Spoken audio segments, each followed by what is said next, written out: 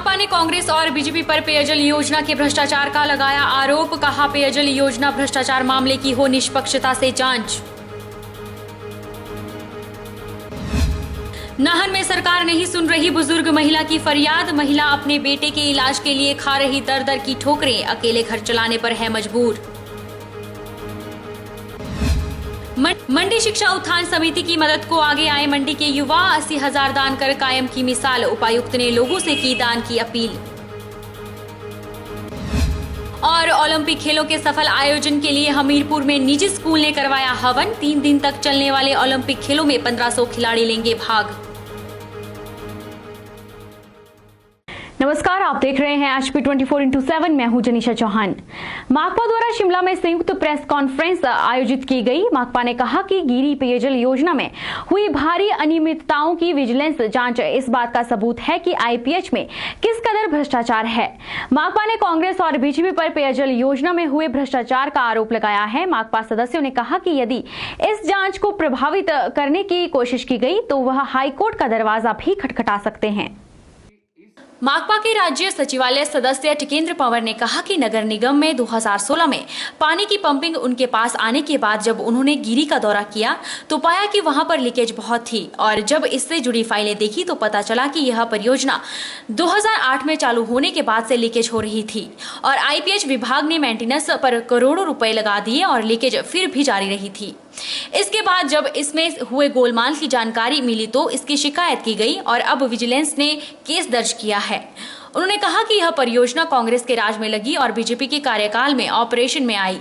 ऐसे में इस परियोजना में हुई भारी अनियमितताओं में कांग्रेस और बीजेपी दोनों सरकारों के नेताओं की संलिप्तता के साथ साथ IPH विभाग के अफसरों और मेंटेनेंस में लगी कंपनी की सांठगांठ है। हम लोगों ने, आपको मालूम ही है कि आपके माध्यम से भी और वर्ष 2016 में जब हमने गिरी विजिट की थी, क्योंकि गिरी से पानी लिफ्ट करने का काम पहले सरकार की agency irrigation public health IPH करता था। हमने ग्रेटर शिमला वाटर सर्कल बनाने के बाद उसको टेक ओवर किया और हमने ये पाया कि जो 2008 से 30 साल तक स्कीम चलनी चाहिए थी वो पहले ही साल फट चुकी थी। और उसका मुख्य कारण ये था कि जो व्यापक भ्रष्टाचार उस पाइप को लगाने में, जिस तरह से उस पाइप को लगाया गया और अंडर स्पेसिफाइड सब स्टैंडर्ड पाइप लगाई गई, वो साफ दिखा रहा था कि वहाँ से जो पानी 2 करोड़ लीटर पानी शहर को आना चाहिए था, वहाँ सिर्फ 80 लाख लीटर पानी आ रहा था। उसमें हमने खैर गिरी अलग से वो लाइन बिछाई और अब 1 सेंटीमीटर लीकेज नहीं है। लेकिन हमने ये कहा कि जो पाइप 30 साल चलनी चाहिए वो पाइप पहले साल कैसे फट सकती है। माकपा ने उम्मीद जताई है कि शिमला इस बार स्मार्ट सिटी में जरूर शामिल होगा। उन्होंने कहा कि शिमला को स्मार्ट सिटी में लाने के लिए जो प्रयास शिमला की जनता की मदद से किए गए हैं, उससे लगता है कि कल शिमला स्मार्ट सिटी में जरूर शामिल होगा। उनका कहना था कि शिमला तो पहले ही इसमें आना था, लेकिन कांग्रेस और बीजेपी की राजनीति के चलते यह इससे बाहर हो गया। और मैं समझता हूँ कि अब से कुछ घंटों बाद, मतलब आप लगाएं कि करीब 20 घंटे बाद बहुत एक पॉजिटिव अनाउंसमेंट होने वाली है, जिसमें हमें उम्मीद है कि शिमला स्मार्ट सिटी का हिस्सा बनेगा। और ये बहुत लंबा संघर्ष है। जो पहले शिमला को बाहर रखा गया, उसकी साजिश तोड़ी गई, हाई कोर्ट से हम जीते और फिर दोबारा उसी में हम शामिल होकर हमें उम्मीद है कि जो हमने प्लान बनाया है और लोगों की मदद से जो प्लान बनाया है, जिसमें करीब 1,17,000 लोग शामिल हुए और 17 लाख लोगों तक हम गए, वो लोगों की भागीदारी से ये प्लान बहुत ही कारगर होगा और शिमला की जो स्वरूप बदलने में ये बहुत ज़्यादा सक्षम होगा और कारगर। जोनल अस्पताल मंडी में खोले गए पालना शिशु अनचाहा केंद्र में आज एक बच्ची को झूले में छोड़ा गया। इस बारे में डॉक्टरों को जैसे ही पता लगा, उन्होंने तुरंत बच्ची को उपचार उपलब्ध करवाया गया। यह जानकारी चाइल्ड प्रोटेक्शन अधिकारी ने दी। उन्होंने बताया कि जब बच्चा मेडिकल फिट होगा उसे शिशु केंद्र शिमला भेज दिया जाएगा।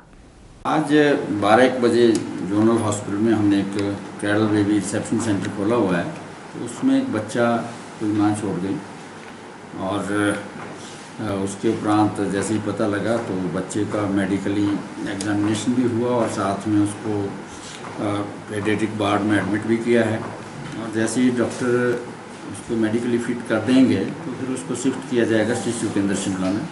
बता दें कि जो माता पिता अपने नवजात बच्चे का पालन पोषण नहीं कर सकते हैं या किन्हीं और कारणों से बच्चे की देखभाल नहीं कर सकते हैं, उन बच्चे के लिए जोनल अस्पताल मंडी में पालना शिशु अनचाहा केंद्र खोला गया है। मां अपने बच्चों को इधर उधर फेंकने की बजाय शिशु केंद्र में लगे झूले में डाल सकती है, जिसके बाद बच्चे को शिशु केंद्र शिमला भेज दिया जाता है। भारतीय जनता पार्टी पांवटा मंडल की ग्रामीण मासिक बैठक मंडलाध्यक्ष देवेंद्र चौधरी की अध्यक्षता में हुई। इस अवसर पर सुखराम चौधरी भी उपस्थित रहे। बैठक में आजम भोज की पंचायतों से भारी संख्या में कार्यकर्ता उपस्थित रहे। बैठक में विशेष रूप से संगठन को मजबूत करने और 4 जुलाई को पांवटा साहिब में प्रस्तावित परिवर्तन रथ यात्रा पर चर्चा की गई। जनसभा को संबोधित करते हुए सुखराम चौधरी ने कहा कि जब जब प्रदेश में भाजपा की सरकार बनी है तब तब सिरमौर जिला का चहुमुखी विकास हुआ है।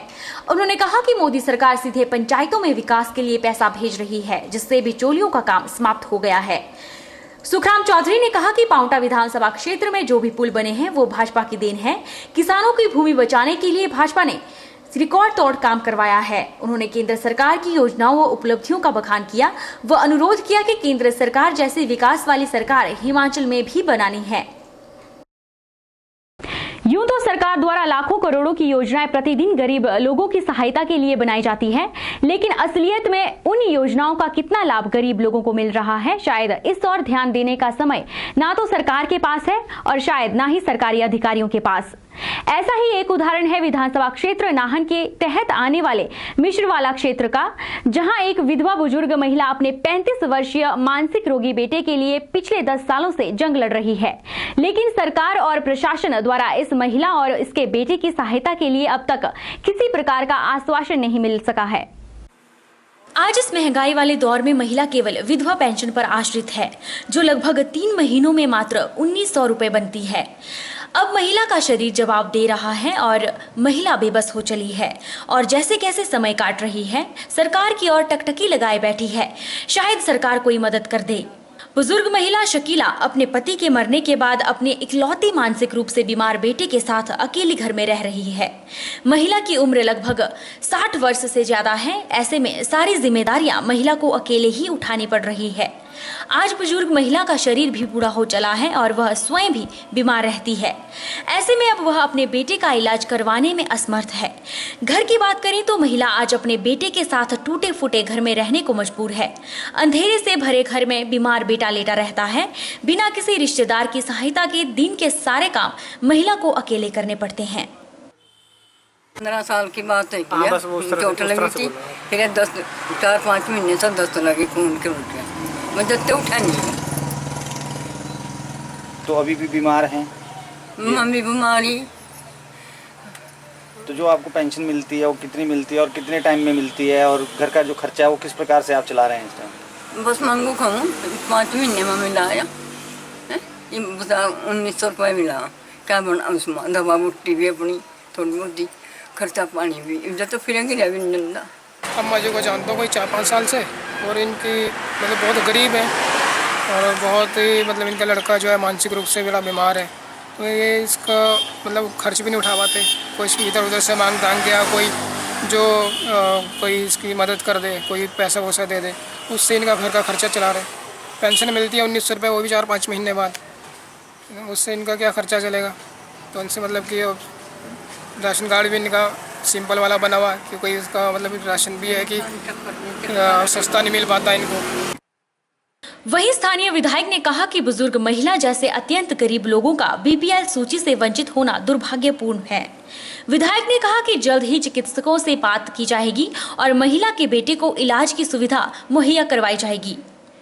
मिश्रवाला पंचायत की सकीरा का जो मामला है वास्तव में दुखदाई है कि इस प्रकार के जो अत्यंत निर्धन लोग हैं वो बीपीएल की सूची से क्यों वंचित हो जाते हैं, और ऐसे अनेक लोग हैं जो वास्तव में बीपीएल में होने चाहिए पर बीपीएल की सूची से बाहर हैं, क्योंकि बीपीएल की सूचियां पंचायत में जनरल हाउस के अंतर्गत बनती हैं और जो वहाँ के नागरिक हैं उनको भी इस बात की चिंता करनी चाहिए कि जो सबसे लास्ट का व्यक्ति है, अंत्योदय व्यक्ति है, अंतिम व्यक्ति है, उसको सबसे पहले उठाया जाए, और ऐसा ना होने से और उन गरीब लोगों को भारी नुकसान होता है। ऐसे में हमारा सरकार से ये कहना है कि बीपीएल के चयन के लिए और विशेष सावधानी रखने की ज़रूरत है, और जहाँ जहाँ भी शिकायतें आती हैं उन शिकायतों का निपटारा सही तरीके से करने की ज़रूरत है। इसका बेटा बीमार है, उस दिशा में आपने और सजगता लाई है। जो भी हमारे तक विषय आएगा हम उसका पूरा इलाज कराने के लिए जहाँ जहाँ तक उनको पहुँचाने की बात होगी हम करेंगे और डॉक्टरों से भी पूरी बात करेंगे। हैरानी की बात है कि सत्ता का सुख भोगने के लिए नेता चुनावों के दौरान महिला के घर वोट के लिए जरूर जाते हैं, लेकिन उनके परिवार की हालत को देखते हुए भी स्थानीय पंचायत द्वारा आज तक उन्हें सरकार की तरफ से दी जाने वाली बीपीएल सुविधा से महरूम रखा गया है। उधर कई बार ऐसे मामले सामने आते हैं जब रसूखदारों को बीपीएल का लाभ मिलता है, लेकिन जरूरतमंद बीपीएल की सूची में शामिल ही नहीं होते। ऐसे में सवाल उठता है कि क्या कभी पंचायत प्रतिनिधियों व अन्य नेताओं का ध्यान इस परिवार की ओर नहीं गया? महिला को यदि बीपीएल का लाभ मिलता है तो शायद राशन व बेटे का इलाज में महिला को लाभ मिले। एक तरफ सरकार द्वारा उज्ज्वला योजना चलाई गई है तो वहीं यह इस योजना का दूर दूर तक कोई लाभ नहीं है। महिला चूल्हे में जैसे कैसे खाना बनाकर बेटे का पेट पाल रही है। वक्त चला है छोटे से ब्रेक का। ब्रेक के उस पार फौरन लौटेंगे, आप बने रहिए हमारे साथ।